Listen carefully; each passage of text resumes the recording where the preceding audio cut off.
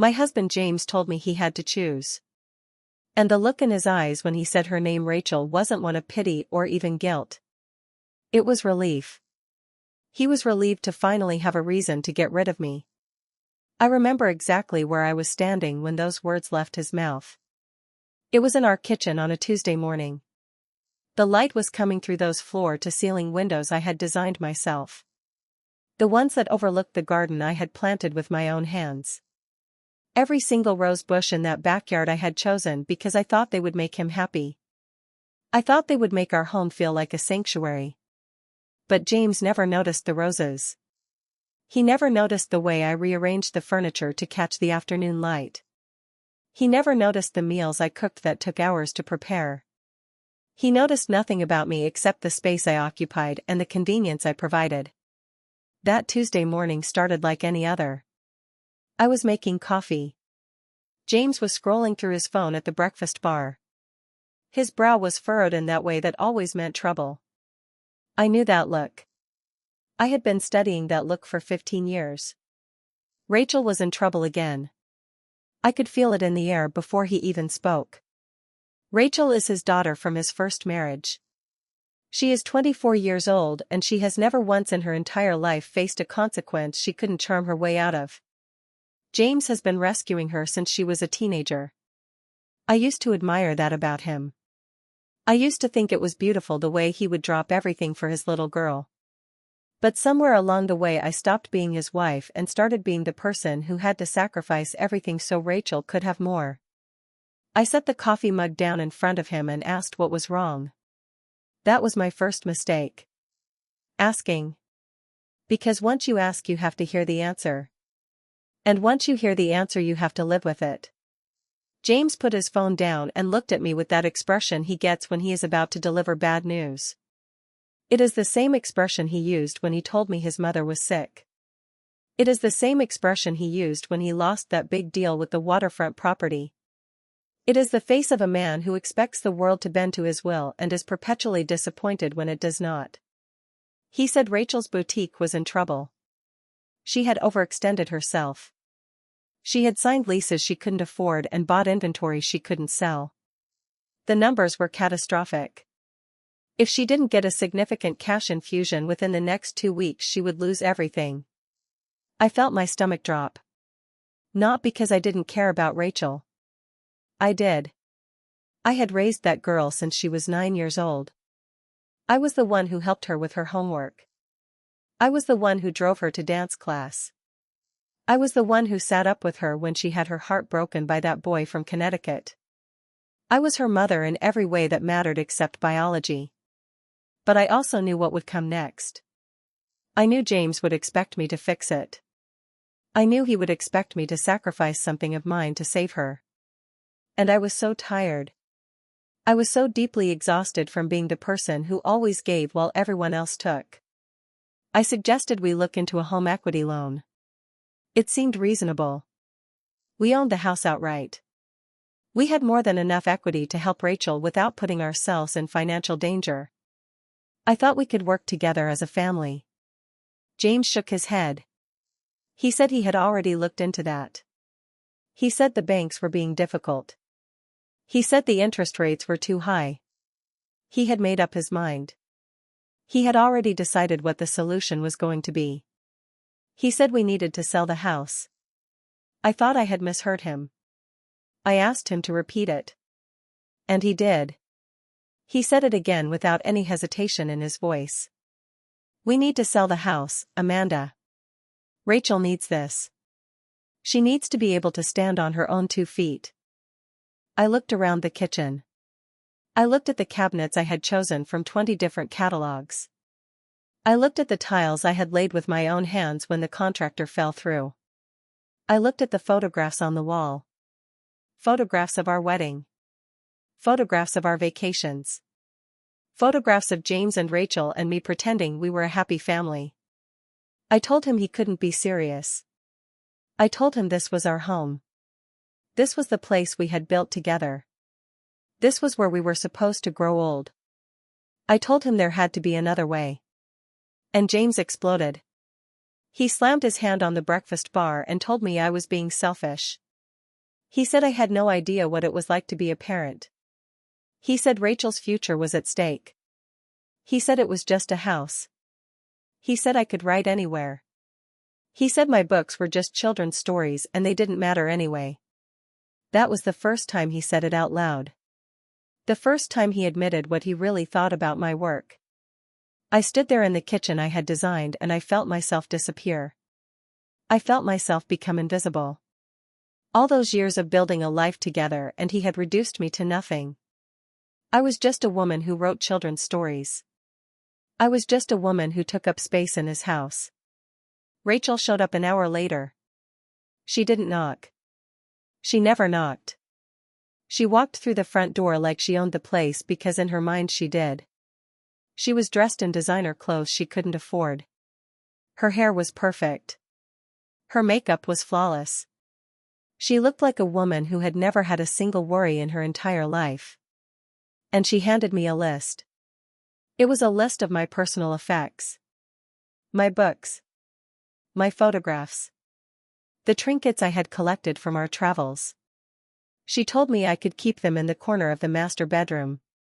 She said the rest of the house needed to be staged for potential buyers. She said the main rooms had to look neutral. She said my things were too cluttered. She said they made the house look lived in. I was being asked to erase myself from my own home.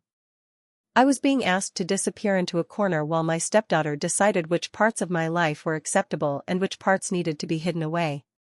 I didn't say anything. I couldn't say anything. The words were lodged in my throat like stones. I just nodded and took the list and walked upstairs. And James followed me. He came into the bedroom and closed the door. His face was soft now. His eyes were tender. This was the face he used when he wanted me to forgive him. This was the face he used when he needed me to be understanding. He told me he loved me. He told me this was hard for him too. He told me we would get through it together. He reached for my hand. And then he told me about the affair. He said there was someone else. He said he had met her through work. He said she understood him. He said she understood the pressures of his world. He said it had been going on for 6 months. He said he was sorry. But he didn't look sorry. He looked relieved. He had finally said it out loud. He had finally unburdened himself of the secret he had been carrying. He pulled out the divorce papers. He had already had them drawn up. He had already hired a lawyer. He had already decided what I was going to get. And it was nothing. He said I would get a small settlement. Enough to start over. He said he was being generous. He said he could have fought for everything but he didn't want to drag me through the mud. He said the truth was it had been a while since he had felt proud of me. He said my little stories had never really impressed him. He said he had always hoped I would grow up and find something real to do with my life. He said he wanted a fresh start with someone who understood his ambitions. I watched him standing there in the bedroom of the house I had built and I felt something inside me break. But it wasn't the kind of breaking that leaves you shattered on the floor. It was the kind of breaking that frees something trapped inside you. Something cold and clear and sharp. I didn't cry. I didn't scream. I didn't beg him to change his mind. I just sat there on the edge of the bed and listened to him explain why I wasn't good enough for him anymore. He left the papers on the nightstand. He told me to think about it. He told me he would give me a few days to process everything. He kissed me on the forehead like I was a child and walked out the door. I sat in the silence for a long time. The house was quiet. The birds were singing in the garden I had planted. The sun was streaming through the windows I had designed. Everything was beautiful and everything was empty. And then I looked at the papers. I read through the language. I saw the phrase "no significant assets of her own." James had no idea who he was married to. He had no idea what I had built while he was too busy looking down on me. My books were not just children's stories. My books were an empire. The Amberfall Chronicles had sold millions of copies worldwide. There was a film adaptation in the works. There were merchandise deals and foreign translations and a loyal fan base that would follow me anywhere. But James didn't know that because James never read my books. James never asked about my work. James saw me as his wife and nothing more. I reached for my phone. My fingers were shaking but my heart was steady. I found Stephen's name in my contacts. My brother Stephen. The black sheep of the family. The one James always mocked for being an idealistic lawyer who took on hopeless cases. Stephen had sent me a text days ago. It was still sitting in my messages. He said he had heard I was going through some things. He said his offer to help still stood. He said I just had to say the word. I had ignored it at first. I had been too embarrassed to admit my marriage was falling apart. I had been too proud to ask for help from my brother who had always seen James for what he was. But sitting there in that empty house with the divorce papers in my lap and the weight of 15 years pressing down on me, I realized I had nothing left to lose. I called Stephen. He answered on the first ring. I told him everything. I told him about the house. I told him about Rachel. I told him about the affair. I told him about the divorce papers. And Stephen listened. He didn't interrupt. He didn't judge. He just listened. When I finished speaking, I expected him to offer comfort. I expected him to tell me it would be okay. I expected him to say the things brothers say to their sisters when the world has fallen apart. But Stephen didn't say any of that. He asked me if I was ready to fight.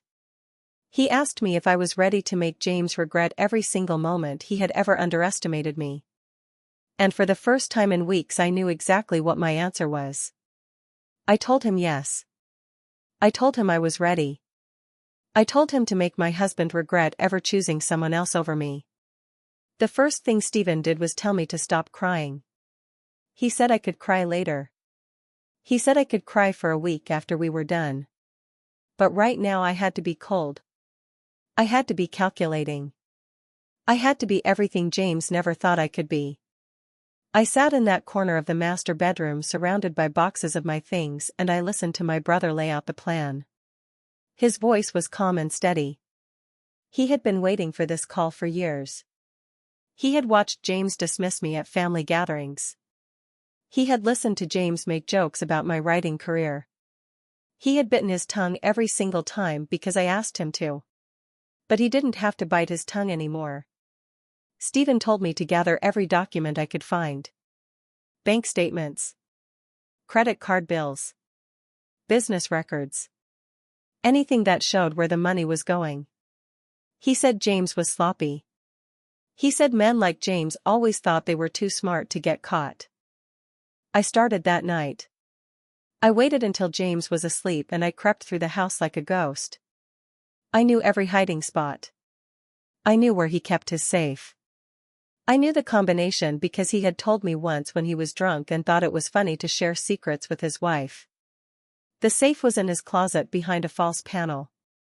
It was filled with papers. I photographed everything. I documented every single transaction. And what I found made my blood run cold. James had been moving money for months. He had transferred $50,000 from our joint account into Rachel's personal account. He had done it without my knowledge. He had done it without my consent. He had done it while I was busy writing my books and believing I had a partner who respected me. I sent everything to Stephen that night. I sat in the dark with my phone glowing in my hands and I watched the files upload one by one. Each one felt like a weight lifting off my chest. Each one felt like a piece of my power returning to me. Stephen called me the next morning. His voice was different. There was something in it I hadn't heard in years.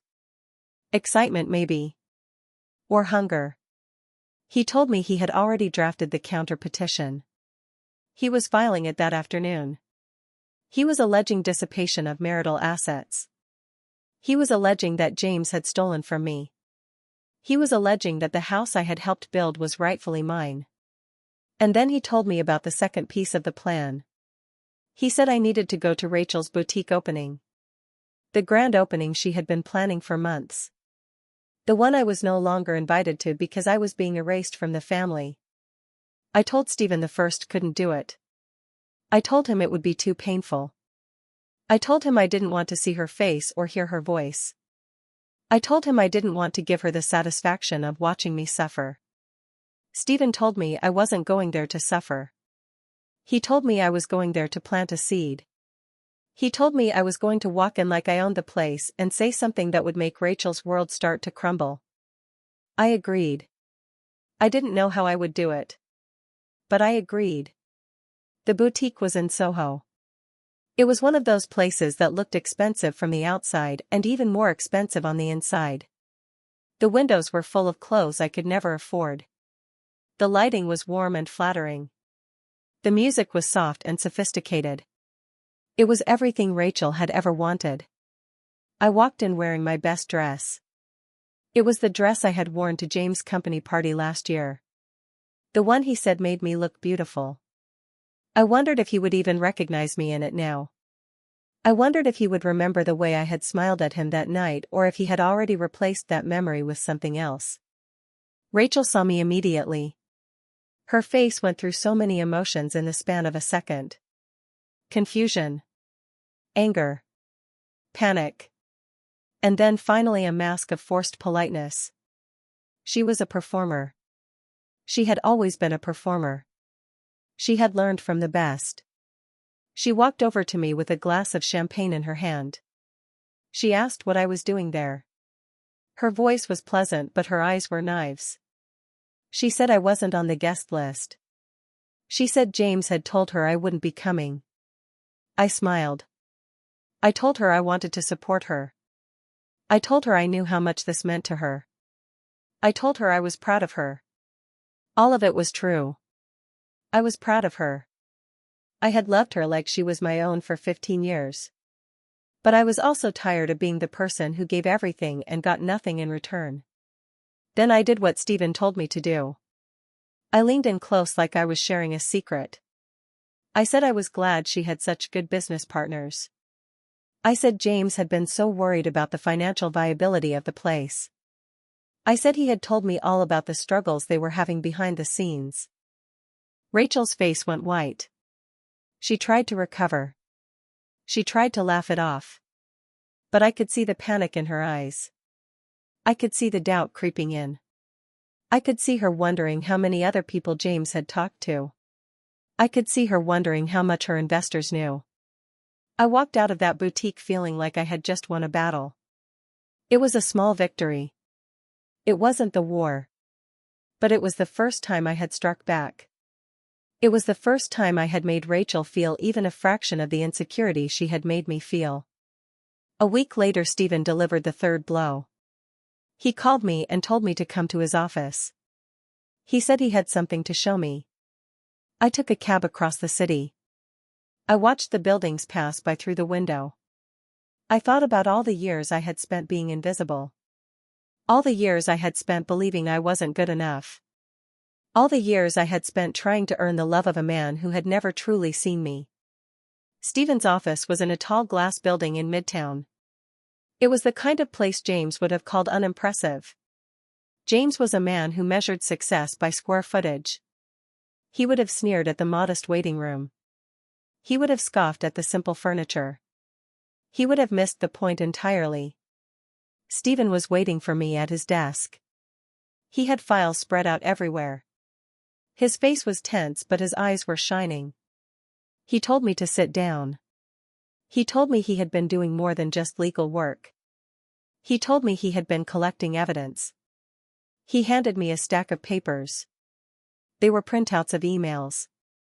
They were screenshots of text messages. They were saved Instagram posts. They were everything James and Rachel had ever said about me. Every single cruel word. Every single dismissive comment. Every single moment they had laughed at my expense. I read through them with a numbness that surprised me. I was expecting to feel pain. I was expecting to feel anger. But all I felt was a cold clarity. The mask had been ripped off. I could see them for exactly who they were. The emails were the worst. Rachel had written to James years ago. She had said she never wanted him to marry me. She said I was just a hanger-on. She said I was boring and plain and not worthy of the family. She said I was only interested in his money. And James had written back. He had agreed with her. He had said he knew I wasn't good enough. He said he had married me because I was easy. He said I was convenient. He said I wouldn't cause any trouble. 15 years. 15 years I had given that man. 15 years of cooking his meals and cleaning his house and loving his daughter like she was my own. 15 years of supporting him through his failures and celebrating his successes. 15 years of believing we were a team. And he had seen me as nothing more than a convenience. But that wasn't all Stephen had found. He had found something much bigger. Something that made every cruelty and every betrayal feel like a piece of a larger puzzle. He told me James was in business with a developer. The developer was under federal investigation for fraud. James knew about it. He had known about it for months. He wasn't just innocent. He was complicit. He was part of the scheme. The divorce was a strategy. James wasn't just leaving me for another woman. He was trying to liquidate his assets. He was trying to claim ignorance. He was trying to make himself look like a victim so he could avoid the scrutiny of the federal prosecutors. He was using me as a pawn. He was sacrificing me so he could save himself. I sat in Stephen's office and felt the world tilt underneath me. All the pain I had been carrying. All the grief I had been processing. All the nights I had spent crying myself to sleep. And it was all part of a plan. It was all calculated. It was all designed to make me disappear so James could walk away clean. But James had made a mistake. He had underestimated me. He had underestimated Stephen. He had underestimated the power of a woman who had nothing left to lose. Stephen told me he had already sent a copy of the evidence to James' lawyer. He had done it quietly. He had done it professionally. He had done it in a way that made James understand exactly how much trouble he was in. My husband wasn't just losing a wife. My husband was losing his reputation. My husband was losing his business. My husband was losing everything he had ever built. And I was going to watch it all fall apart. I was going to stand there and let the pieces rain down around me. I was going to feel every single moment of his destruction and I was going to savor it. But that wasn't all. Stephen had one more piece of news. He had uncovered something about the film adaptation of my books. The one James had dismissed as a children's story. The one he had laughed about with Rachel. The rights had been optioned by a major studio. The deal was about to close. It was worth millions. It was worth more than all of James' assets combined. It was worth enough to buy my house back 100 times over. James could take everything from me. James could take my home. James could take my marriage. James could take my dignity. But he could never take my books. He could never take my stories. He could never take the thing I had built with my own hands. I looked at Stephen and I felt tears streaming down my face. But they weren't tears of grief. They weren't tears of loss. They were tears of relief. They were tears of joy. I was free. I was finally free. I walked out of Stephen's office that afternoon and I felt different. I felt taller. I felt stronger. I felt like the woman I had always been underneath all the layers of submission and compliance. I felt like the ghostwriter had finally revealed herself. And I felt like James had no idea what was coming for him. The day of the mediation arrived like a storm I could feel building in my bones. I woke up before the sun. I stood in front of the mirror in my corner of the master bedroom and I studied my reflection. I looked different. My eyes were sharper. My jaw was set. The woman staring back at me was not the woman James had married. She was not the woman who had spent 15 years trying to earn love that was never freely given. She was someone new. Someone forged in fire. Stephen picked me up at 7 in the morning. He was wearing his best suit. His hair was perfectly combed. He looked like a man who was about to win a war. He handed me a cup of coffee and told me to drink it slowly. He said I would need steady hands today. He said James would try to rattle me. He said James would try to make me emotional. He said James would use every trick in his arsenal to make me fold. I told Stephen the first wasn't going to fold. I told him I had been folding for 15 years and I was done. I told him today was the day I showed James exactly who he had married. The mediation was at James' lawyer's office. It was in a high-rise downtown. The lobby was all marble and glass. The elevators were silent and smooth. The receptionist was beautiful and cold. She looked at me like I was beneath her notice. She had probably been told who I was. She had probably been told I was nothing more than a gold-digging wife who refused to go quietly. We were led into a conference room. It was large and impersonal. There was a long table in the center. There were chairs on either side. There were pitchers of water and plates of cookies. The cookies felt obscene. Who eats cookies while their marriage is being dismembered? James was already there. He was sitting on the opposite side of the table with his lawyer. His lawyer was a man named Richard. Richard was old and expensive.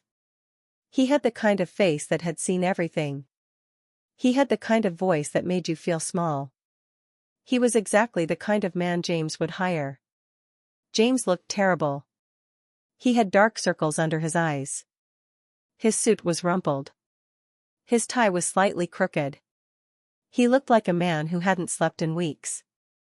He looked like a man who was starting to realize his perfect plan had flaws. He looked at me when I walked in and his eyes went wide. I could see the shock on his face. I was wearing my best dress. I was wearing my best shoes. My hair was perfect. My makeup was flawless. I looked like a woman who had just won the lottery. I looked like a woman who was about to collect her prize. He stood up. He tried to smile. He said my name like it was a question. He said he was glad I came. He said he hoped we could resolve this peacefully. He said he still cared about me. He said all the things men say when they are trying to sound reasonable. I didn't say anything. I just sat down in my chair and let Stephen do the talking. Stephen started slow. He thanked Richard for hosting. He thanked James for coming. He said we were all here to find a fair resolution. He said we were all here to do what was best for everyone involved. Then he opened his briefcase and pulled out the first piece of evidence. He slid a document across the table toward Richard's side. It was a bank statement.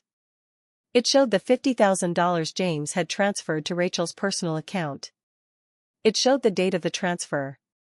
It showed that James had done it without my knowledge. It showed that James had done it without my consent. Richard picked it up and read it. His face didn't change. He was too professional for that. But I could see the slight tightening around his eyes. I could see the tiny muscle in his jaw twitch. He knew what this meant. He knew his client had made a mistake. Stephen spoke calmly. He explained that the transfer was a clear violation of our marital agreement. He explained that James had dissipated marital assets for the sole benefit of someone who was not a party to the marriage. He explained that this constituted financial misconduct. He explained that the court would look very unfavorably on this behavior. James interrupted. He said Rachel was his daughter. He said he had a right to help his daughter. He said I was being unreasonable. He said I was being cruel. He said I was trying to punish him for loving his child. Stephen let him speak. He let him rant. He let him get it all out. And then he calmly pulled out the second piece of evidence. He slid the Instagram posts across the table. The ones where Rachel had laughed at me. The ones where she had called me boring. The ones where she had said I was only interested in James' money. The ones where she had dismissed me as a hanger-on. James read them. His face went pale. His hands started shaking. He looked at me with something approaching desperation. He said he didn't know she had written those things. He said she was just a kid. He said she didn't mean it. He said I should forgive her. Stephen didn't respond to that. He just pulled out the third piece of evidence. He slid the emails across the table. The ones where James had agreed with Rachel. The ones where he had called me convenient. The ones where he had said he married me because I was easy. The ones where he had admitted he never truly loved me. The room went silent. Richard put his glasses on. He read through the email slowly. I watched his face as he processed the words. I watched him realize his client was not just a businessman who had made a bad decision. I watched him realize his client was a man who had been lying to everyone for years. James broke. He stood up from the table. His chair scraped against the floor. He started pacing. He started talking fast. He started saying things that made no sense. He said it was all a misunderstanding. He said he loved me. He said I had to believe him. He said we could work this out. I sat there and watched him unravel. I watched the man who had made me feel so small become smaller and smaller with every word he spoke. He wasn't powerful anymore. He wasn't in control anymore. He was just a man who had been caught. He was just a man who was terrified of losing everything. Stephen didn't stop. He pulled out the fourth piece of evidence. He slid the documents across the table. The documents that linked James to the developer under federal investigation. The documents that showed James was not just an innocent bystander. The documents that showed James was complicit in a fraud scheme that could send him to prison. Richard picked up the documents. He read them carefully. He put them down. He looked at James with something approaching disgust. He leaned over and whispered something in James' ear. James collapsed back into his chair. His face was ashen. His hands were trembling. He looked at me with eyes that were pleading. He asked me if I knew what I was doing. He asked me if I understood the consequences. He said if I went public with this he would lose everything. He said his reputation would be destroyed. He said his business would collapse. He said Rachel would be ruined. I looked at him across the table. I looked at the man I had loved for 15 years. I looked at the man I had devoted my life to. And I felt nothing. I felt absolutely nothing. He started crying. I had never seen James cry. Not once in 15 years. He had cried at his mother's funeral. He had cried when Rachel got into college. But I had never seen him cry like this. This wasn't grief. This was desperation. This was the sound of a man watching his entire world fall apart. He begged me. He actually begged me. He said he would give me anything. He said I could have the house. He said I could have the money. He said I could have everything. He just asked me not to go public. He said he would do anything to protect his family. He said he would do anything to protect Rachel. I finally spoke. I asked him why I should care about his family. I asked him why I should care about Rachel. I asked him why I should care about him. I told him he had made his choice. I told him he had chosen Rachel over me.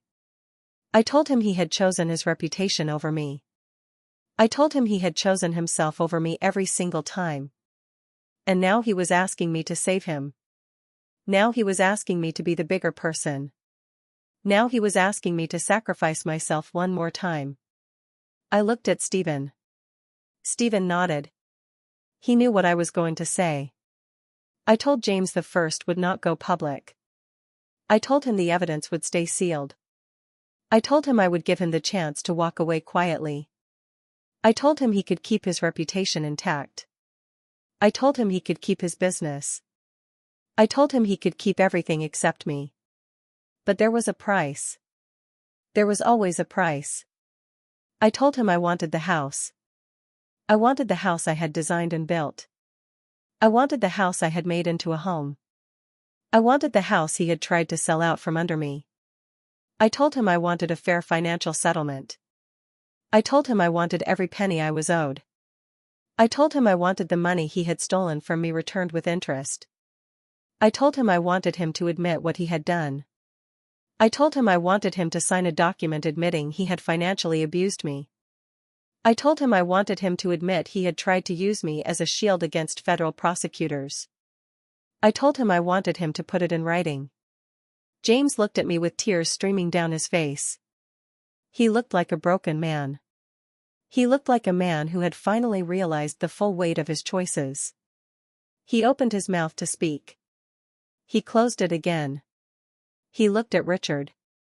Richard nodded. James signed the papers. He signed them with shaking hands. He signed away the house. He signed away his reputation. He signed away his pride. He signed away everything he had tried so hard to protect. And I walked out of that conference room feeling lighter than I had felt in 15 years. I walked out of that conference room leaving my husband behind. I walked out of that conference room and I never looked back. Stephen put his arm around me as we walked to the elevator. He told me he was proud of me. He told me I had handled myself perfectly. He told me I was free. I stood in the elevator and watched the doors close on my past. I watched the man who had made me feel worthless disappear behind the stainless steel. And I smiled. I smiled for the first time in months. I smiled because the emperor had no clothes. And everyone in that room had finally seen the truth. The house felt different when I walked back into it. The morning light was streaming through those floor-to-ceiling windows I had designed myself.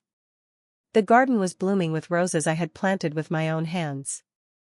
Everything was exactly the same as it had been on that Tuesday morning when James told me he was choosing Rachel over me. But everything was completely different. I was different. I walked through every room of the house that was now legally mine. I ran my fingers along the walls I had painted.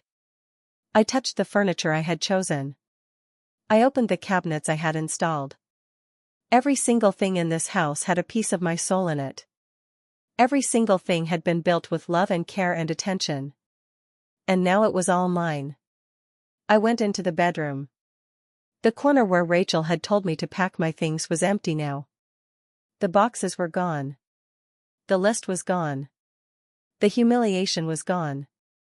I stood in the center of the room and I spun around slowly.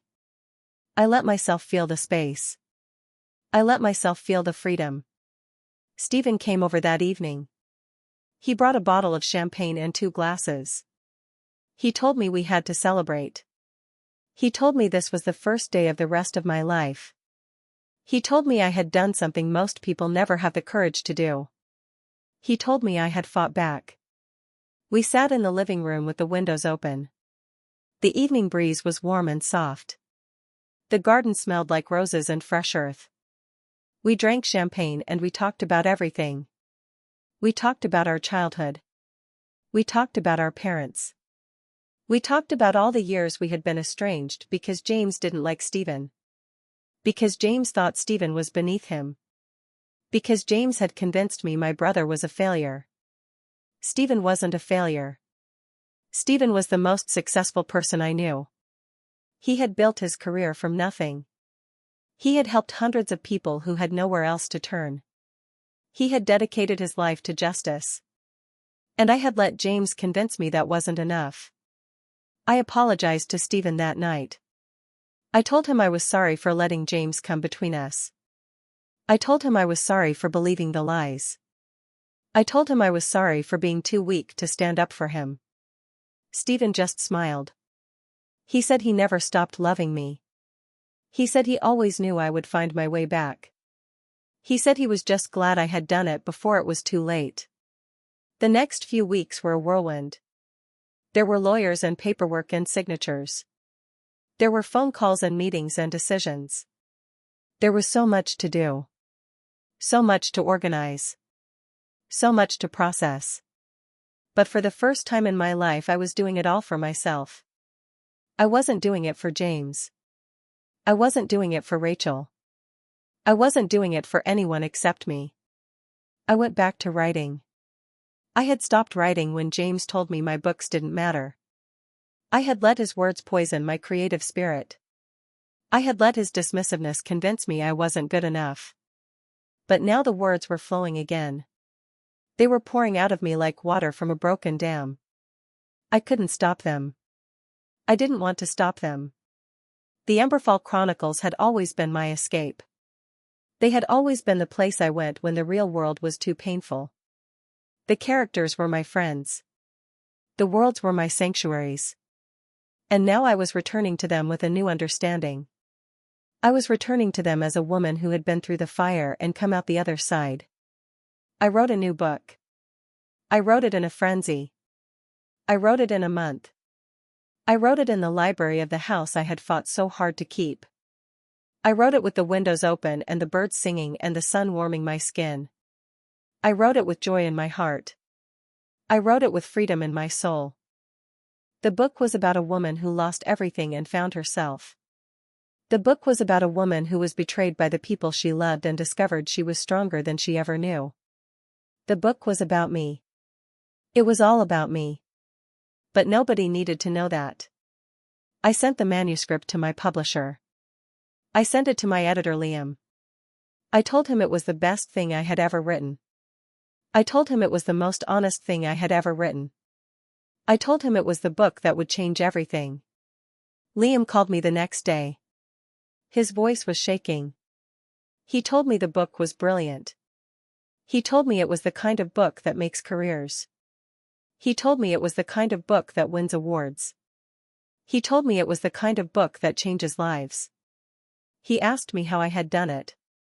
He asked me how I had found the voice. He asked me what had happened to make me write something so raw and real. I told him I had finally stopped being afraid. I told him I had finally stopped letting other people define my worth.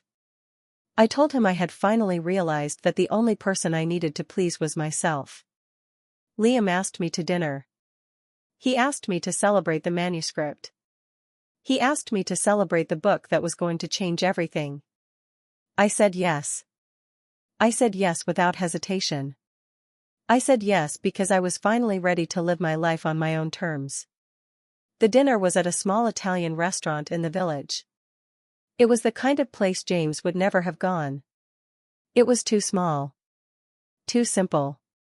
Too unpretentious. But it was perfect. The food was amazing. The wine was incredible. The conversation was effortless. Liam was different from James in every single way. Liam listened to me. He actually listened. He asked me questions about my work. He wanted to know about my process. He wanted to know about my characters. He wanted to know about the worlds I had created. He had read every single one of my books. He could quote passages from memory. He understood the themes. He understood the characters. He understood me. I told him about James. I told him everything. I told him about the betrayal and the humiliation. I told him about the affair and the divorce. I told him about the house and the money and the lies.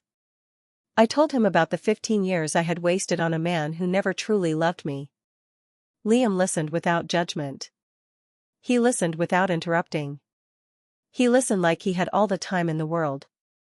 And when I was finished, he reached across the table and took my hand. He told me he was sorry I had gone through that. He told me I deserved better. He told me he had always admired me from afar. He told me he had always thought I was brilliant. He told me he had always wanted to get to know me better. I felt something shift inside me. It wasn't love exactly. It was too early for love. But it was something. It was the beginning of something. It was the possibility of something. It was the hope of something. We talked for hours. We talked until the restaurant closed. We talked until the staff started cleaning up around us. We talked until the sun started coming up over the city. We talked about everything and nothing and everything in between. Liam walked me home. He walked me all the way to my front door. He stood on the steps of the house I had fought so hard to keep, and he looked at me like I was the most precious thing in the world. He kissed me goodnight. It was a soft kiss. A gentle kiss. A kiss that asked permission instead of demanding compliance. It was the kind of kiss I had never experienced with James. It was the kind of kiss that made me feel seen.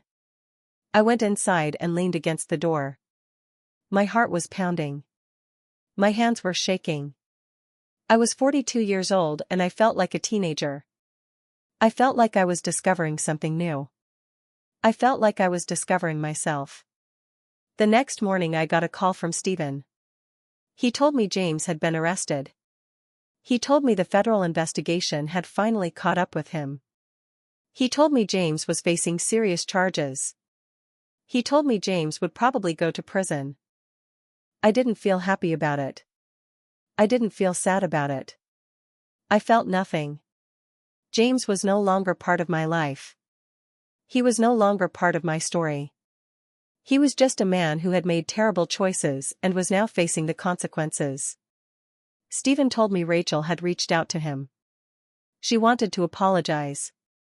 She wanted to make amends. She wanted to see me. She said she was sorry for everything. She said she had been young and stupid. She said she had been manipulated by her father. She said she wanted to be family again. I told Stephen the first wasn't ready. I told him I might never be ready. I told him Rachel had made her choices. I told him Rachel had chosen her father over me. I told him I had forgiven her but I couldn't forget.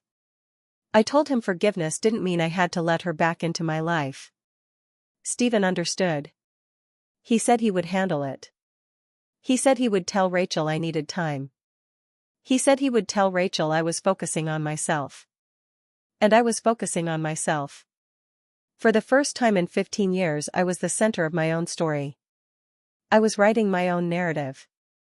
I was controlling my own destiny. I was no longer a supporting character in someone else's drama. The house became my sanctuary. I filled it with things that made me happy. I filled it with books and art and music. I filled it with laughter and joy and peace. I filled it with all the things James had never allowed me to have. I started hosting dinner parties. I invited Stephen and his friends. I invited Liam and his colleagues. I invited people who appreciated me. I invited people who saw me for who I really was. I invited people who made me feel alive. The book came out 6 months later. It was a massive success. It hit the bestseller lists. It got incredible reviews. It won awards. It changed everything. It changed everything for me. I was invited to speak at conferences. I was invited to appear on television. I was invited to do interviews and signings and readings. I was suddenly everywhere. I was suddenly someone. I was suddenly the person James had always told me I could never be. But I didn't do it for the fame. I didn't do it for the money. I did it for myself. I did it to prove that I was enough. I did it to prove that I had always been enough. I did it to prove that James was wrong about me. Liam was there through all of it. He was there at the book launches. He was there at the award ceremonies. He was there at the interviews. He was there holding my hand and telling me he was proud of me. He was there being everything James had never been. We started dating officially. We took it slow. We were both careful. We had both been hurt before. We both wanted to make sure this was real. We both wanted to make sure this was right. And it was right. It was right in all the ways that mattered. Liam respected me. He admired me. He supported me. He believed in me. He saw me for who I really was and he loved me anyway. I never thought I would find love again. I never thought I would be able to trust anyone again. I never thought I would be able to open my heart again. But I was wrong. I was so wrong. Love wasn't about finding someone who completed me. Love was about finding someone who appreciated me for who I already was. Love was about finding someone who made me feel more like myself, not less. I looked out the window of my beautiful house one evening. I looked at the garden I had planted with my own hands. I looked at the roses that were blooming in the twilight. I looked at the stars that were just beginning to appear in the sky. And I felt gratitude. I felt gratitude for everything. I felt gratitude for the pain and the loss and the betrayal. I felt gratitude for the lessons I had learned. I felt gratitude for the person I had become. I was no longer the woman James had married. I was no longer the woman who had let herself be erased. I was no longer the woman who had believed she wasn't good enough. I was someone new. I was someone stronger. I was someone who knew her own worth. I was someone who would never let anyone make her feel small again. I stood in the center of my house and I smiled. I smiled because I was free. I smiled because I was finally living my own life. I smiled because the story was far from over. I smiled because I knew the best was yet to come. It has been 2 years since I signed those divorce papers. 2 years since I walked out of that conference room and left James crying at the table. 2 years since I reclaimed my house, my life, my identity. 2 years since I stopped being the woman who was chosen last and started being the woman who chose herself first. I am sitting in my library as I tell you this. The windows are open. The garden is blooming. The roses are exactly as I planted them all those years ago. But I am not the same woman who planted those roses. I am not the same woman who designed this house. I am not the same woman who believed she needed a man to complete her. The Emberfall Chronicles are more successful than ever. The film adaptation is in theaters now. I went to the premiere last week. I walked the red carpet in a dress I designed myself. I smiled for the cameras. I waved at the fans. I felt like a queen in her kingdom. And James was not there. James is in prison. He was convicted on multiple counts of fraud. He will be there for a long time. His business collapsed without him. His reputation is destroyed. His life is over in every way that matters. Rachel tried to reach out again. She sent me a letter last month. It was long and rambling. It was full of apologies and excuses. She said she was sorry. She said she had been manipulated by her father. She said she was getting therapy. She said she wanted to be in my life again. I read the letter twice. I felt nothing. Not anger. Not sadness. Not pity. Just nothing. The love I had felt for that girl was gone. It had been burned away by her cruelty and her indifference. I could not get it back. I did not want to get it back. I wrote her back. I kept it short. I told her I forgave her. I told her I wished her well. I told her I hoped she found peace. And I told her I could not have her in my life. I told her some doors close forever. I told her we were done. She did not write back. I do not expect her to. I do not want her to. Some chapters of our lives end. Some stories do not get sequels. That is the way of things. Liam and I are together. We are not married. We may never get married. We do not need a piece of paper to prove our love. We have something better. We have trust. We have respect. We have a partnership built on mutual admiration. He moved in 6 months ago. He brought his books and his records and his ridiculous collection of vintage typewriters. He filled the house with laughter and music and warmth. He made it a home in a way James never could. He reads my work. He reads everything I write. He gives me honest feedback. He tells me when something is weak.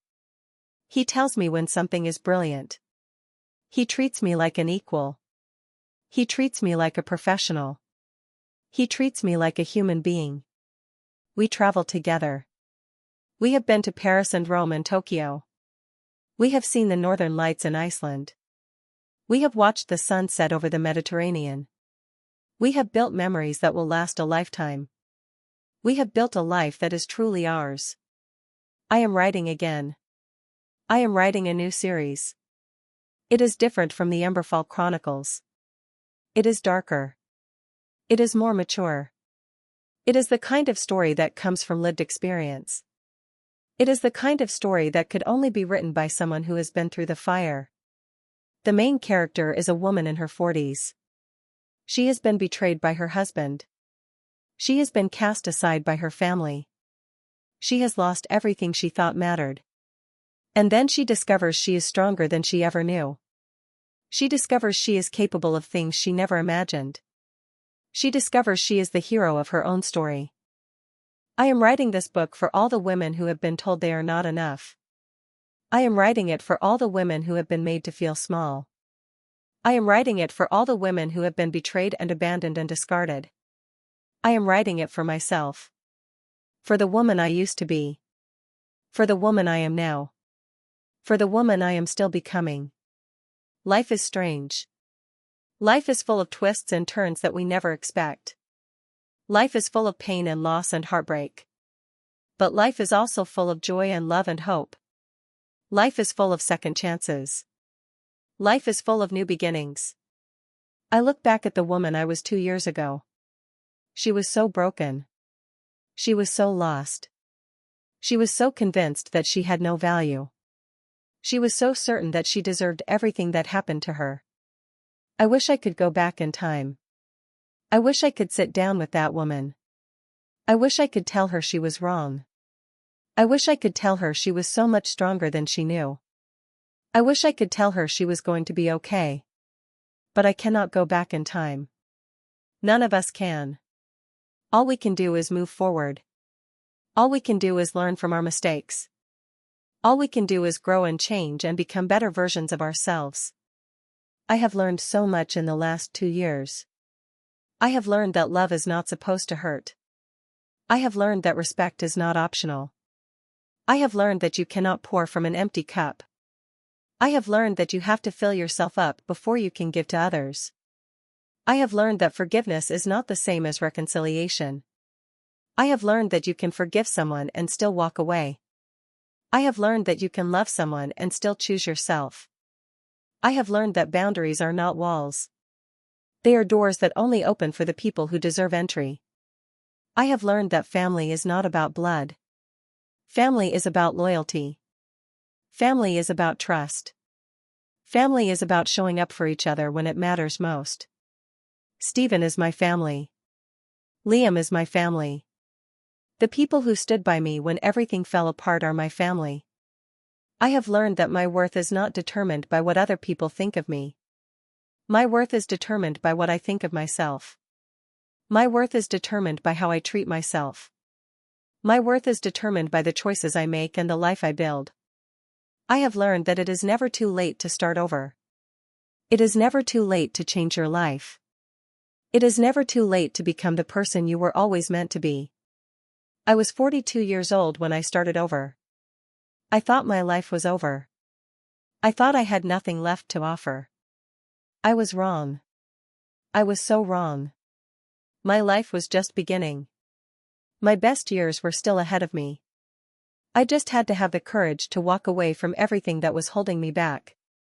I have thought a lot about why James did what he did. I have tried to understand his motives. I have tried to see things from his perspective. I have tried to find the humanity in his actions. And I have come to this conclusion. James was a man who was terrified of being ordinary. He was terrified of being seen as a failure. He was terrified of not being enough. So he spent his whole life trying to prove he was better than everyone else. He needed to be the hero of his own story. He needed to be the center of attention. He needed to be the one in control. And when he could not be those things, he tore down everyone around him. He tore me down because I reminded him of his own inadequacy. He tore me down because I was too close. He tore me down because he could not stand the thought of me seeing his weaknesses. He tore me down because it was easier than looking in the mirror. I do not hate James anymore. I used to hate him. I used to hate him with every fiber of my being. I used to dream about his destruction. I used to fantasize about seeing him suffer. But hate is a poison. Hate eats you from the inside out. Hate keeps you chained to the people who hurt you. Hate makes you a prisoner of your own pain. I chose to let go of my hate. I chose to forgive him. Not for him. For me. I chose to forgive him because I did not want to carry that weight anymore. I chose to forgive him because I wanted to be free. Forgiveness is not about forgetting. Forgiveness is not about pretending the hurt did not happen. Forgiveness is about releasing the hold that the hurt has on you. Forgiveness is about choosing to move forward instead of staying stuck in the past. I have forgiven James. I have forgiven Rachel. I have forgiven everyone who hurt me. But I have not forgotten. I will never forget. The memory of what happened will always be a part of me. It is part of my story. It is part of who I am. But it is not the whole story. It is not the ending. It is just one chapter in a book that is still being written. A book that I am writing with my own hands. I look around my library. I see the books I have written. I see the books I have yet to write. I see the life I have built. I see the love I have found. I see the future stretching out before me like an open road. And I am not afraid. I am not afraid of what comes next. I am not afraid of the unknown. I am not afraid of being alone. I am not afraid of being hurt again. Because I know who I am now. I know what I am capable of. I know that I can survive anything. I know that I can overcome any obstacle. I know that I am enough. I have always been enough. I just needed to believe it. If you are listening to this story and you are in a situation like I was, I want you to hear me. I want you to hear my voice. I want you to know that you are not alone. If you are being diminished by someone who is supposed to love you, I want you to know that you deserve better. If you are being made to feel small, I want you to know that you are not small. If you are being told that you are not enough, I want you to know that you are more than enough. You have value. You have worth. You have a purpose. You have a story that only you can tell. You have a life that only you can live. And nobody gets to take that away from you. Nobody gets to tell you who you are. I am telling you this story because I believe in the power of sharing. I believe in the power of connection. I believe in the power of speaking our truths out loud. I believe in the power of finding community in our shared experiences. I have found so much strength in telling my story. I have found so much healing in sharing my pain. I have found so much purpose in helping others who are going through the same thing. That is why I am telling you this. That is why I am putting my story out into the world. That is why I am letting strangers into the most painful moments of my life. Because I know that somewhere out there, someone needs to hear this. Someone needs to know that it gets better. Someone needs to know that they can survive. If my story helps one person find the courage to leave a bad situation, it was worth it. If my story helps one person believe in themselves again, it was worth it. If my story helps one person realize they are not alone, it was worth it. So here is what I want you to do. I want you to subscribe to this channel. I want you to hit that notification bell. I want you to share this story with someone who needs to hear it. I want you to be part of this community. We are all in this together. We are all fighting our own battles. We are all trying to find our way through the darkness. And we can help each other. We can lift each other up. We can remind each other that we are strong. We can remind each other that we are worthy. We can remind each other that we are not alone. This is not the end of my story. This is just the beginning. I have so much more to share. I have so much more to write. I have so much more to give. And I want you to be there with me. I want you to see what happens next. I want you to watch me build my empire. I want you to watch me fall in love. I want you to watch me become everything I was always meant to be. And I want to watch you do the same. I want to hear your stories. I want to read your comments. I want to know that you are out there fighting your own battles and winning your own victories. So please, subscribe. Share this video. Leave a comment. Tell me your story. Tell me how you survived. Tell me what you learned. Tell me what you are still learning. We are stronger together. We are braver together. We are better together. And I am so grateful to have you here with me. This is Amanda, signing off for now. But I will be back. I will always be back. Because I have so much more to say. I have so much more to give. And I am just getting started. Thank you for listening. Thank you for being here. Thank you for believing in the power of stories. And remember, the most important story you will ever tell is your own. Make it a good one. Make it a brave one. Make it a story that inspires others. Make it a story that makes you proud. I will see you next time. Take care of yourselves. Take care of each other. And never stop fighting for the life you deserve. The end. But really, it is just the beginning.